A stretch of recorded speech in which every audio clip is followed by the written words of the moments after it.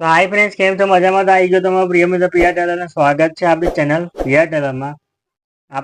મારા એક સબસ્ક્રાઈબર છે પ્રિયા ટેલર ચેનલ પર આપણી. એમને મને ઇન્સ્ટાગ્રામ ઉપર મેસેજ કર્યો હતો કે નાની છોકરી માટે ચોલી બનાવી હોય તો એનું કટિંગ કેવી રીતે થાય તેની સમજ પાડો મને, તેનું સમજાવો મને. આજે મેં એ જ વિડીયો લઈને આવી ગયો છું એમને કીધું હતું એ પ્રમાણે. તો આજે આપણે નાની છોકરી નાની બેબીના ચોલીનું કટિંગ કરવા જઈ રહ્યા છે. તો સૌથી પહેલાં લંબાઈ છે 13 ઇંચની, છાતી છે 24 ઇંચની. હવે આ શરીરનું માપ લીધેલું છે, બરાબર. આમાં લૂઝિંગ ઉમેરી દીધેલું છે. 24 ઇંચની ચેસ્ટ એમની થાય છે.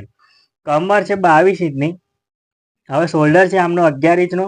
આગળનું ગળું 4 ઇંચનું છે, પાછળનું ગળું પટ્ટો એટલે 4 ઇંચનો રાખ્યો છે. અને મૂંઢો છે 5.5 ઇંચનો. આપણે આમાં 5.5 આપણે અનુમાન રીતના 5.5 રાખ્યું છે, બરાબર છે. તો આ માપ છે આમનું. હવે આ માપ પ્રમાણે આપણે કટિંગ કરવાનું છે. તો સૌથી પહેલાં આપણે આ ડબલ કાગળ લઈ લીધું છે. આમાં આગળ ને પાછળ આપણે કટિંગ કરવાનું છે. 2 ભાગ કાપવાના છે એટલે ડબલ કાગળ મેં લઈ લીધું છે. હવે આની મય 13ની લંબાઈ છે એટલે આપણે ઓબ્વિયસલી એમાં 1 ઇંચ ઉમેરી દઈશું. 14ની લંબાઈ કરી દઈશું. હવે માન લો કોઈની 11 હોય, કોઈની 12 હોય, તો એ પ્રમાણે આપણે 1 ઇંચ અંદર ઉમેરી દેવાનું, બરાબર છે. આપણે આમાં 14ની લંબાઈ લઈ લીધી છે એટલે તેની લંબાઈ એમાં 1 ઇંચ આપણે ઉમેરી દીધું છે. 14 આનું કરી દીધું છે. દબાણ માટે 1 ઇંચ વધાર્યો છે. હવે આ જે આપણી શોલ્ડર માટે અહીંયા આગળ 11 ઇંચનો આનો શોલ્ડર છે. આપણે અહીંયા 11 ઇંચનો શોલ્ડર લઈ લીધો છે.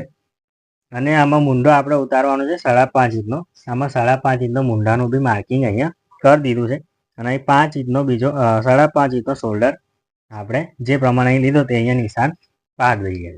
હવે આ બંનેને આપણે જોઈન્ટ કરી લઈએ અને આને એક આડી લીટી અહીંયા દોરી દઈએ. હવે આ કરી લીધા પછી આની 24 ઇંચની ચેસ્ટ છે, બરાબર. તો 24ના અડધા 12 ના 12ના અડધા 6. તો આપણે અહીંયા 6 ઇંચે માર્કિંગ કરીશું અને સવાનું એક્સ્ટ્રા દબાણ લઈ લઈશું.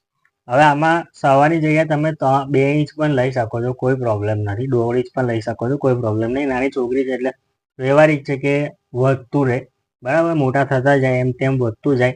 તો તમે સવાની જગ્યાએ 1.5-2 લઈ શકો છો, કોઈ પ્રોબ્લેમ નથી આની અંદર, બરાબર. કમર છે આની 22ની એટલે 22ના અડધા 11 અડધા 5.5. આપણે 5.5નું નિશાન 1 ઇંચનો પાછળનો જે ટક્સ લઈએ છીએ અને સવાનું આનું દબાણ જે રાખીએ છીએ તે. આમાં કેવું છે કે આમાં કમર વધારે હશે અને ચેસ્ટ ઓછી હશે, એ પ્રમાણેનું થશે. એટલે આ પ્રમાણેનું ક્રોસ આખું આવશે, તો ગભરાઈ નહીં જવાનું, બરાબર. હવે આમાં આપણે મૂંઢાનો શેપ આપણે આપી દઈએ આવી રીતના.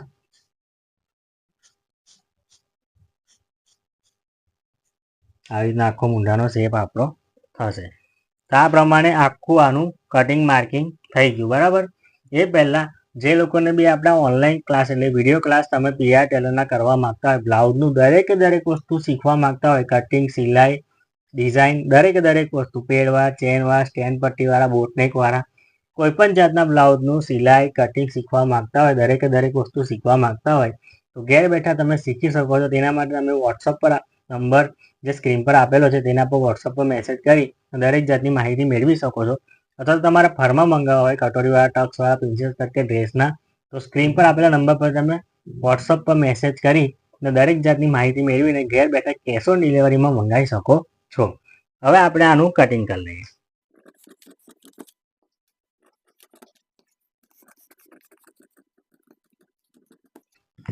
ચલો મેં આનું કટિંગ કરી નાખ્યું છે.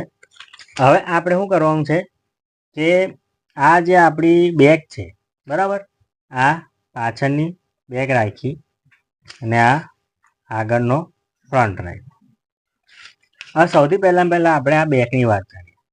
હવે આ છે નાની છોકરી, બરાબર. હવે નાની છોકરીની અંદર આપણે પાછળની જે ટક્સ જે છે તે 1 ઇંચનો રાખવાની કોઈ જરૂર નથી. આપણે અહીંયા આગળ કમર છે આની કેટલી 11 ઇંચની, તો 11 ઇંચનું માર્કિંગ અહીંયા આગળ આપણે કરી દીધું છે.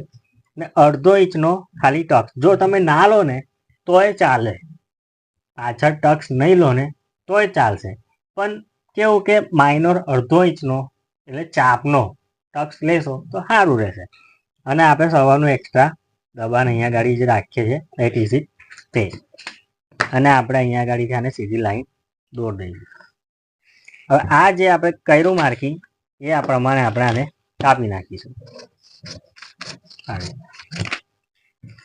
હવે આમાં છે ને એક વસ્તુની ખાસ કાળજી રાખજો કે આ પાછળ ઉપનો છે, બરાબર. નાની છોકરીનો પાછળ ઉપનો હોય.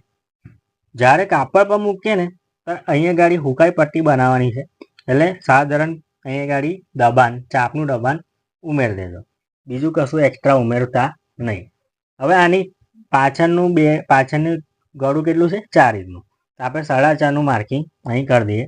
તમારે 5, 5.5, 6 રાખવું હોય તો બિંદાસ રાખજો, કોઈ પ્રોબ્લેમ નહીં. પટ્ટો પાછળનો બરાબર છે.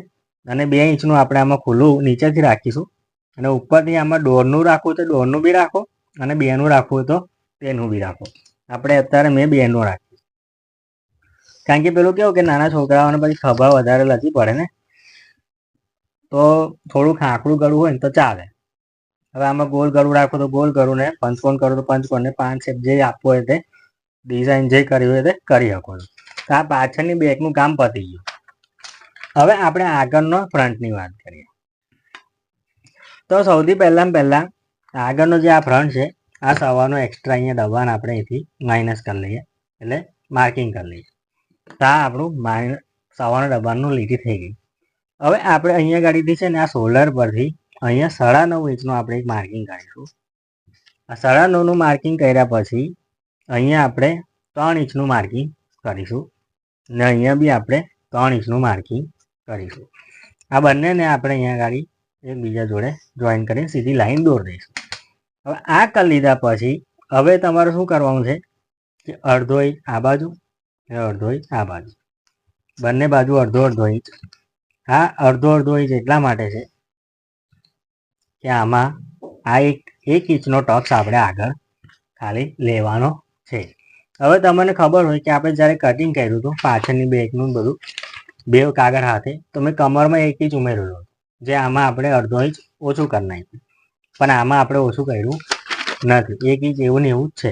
એટલે આપણે આ 5.5ની કમર, 1 ઇંચનો પાછળનો ટક્સ, ને આ સવાનો એક્સ્ટ્રા દબાણ. આ ટક્સ જે છે આપણો 1 ઇંચનો તે આગળનો થઈ ગયો.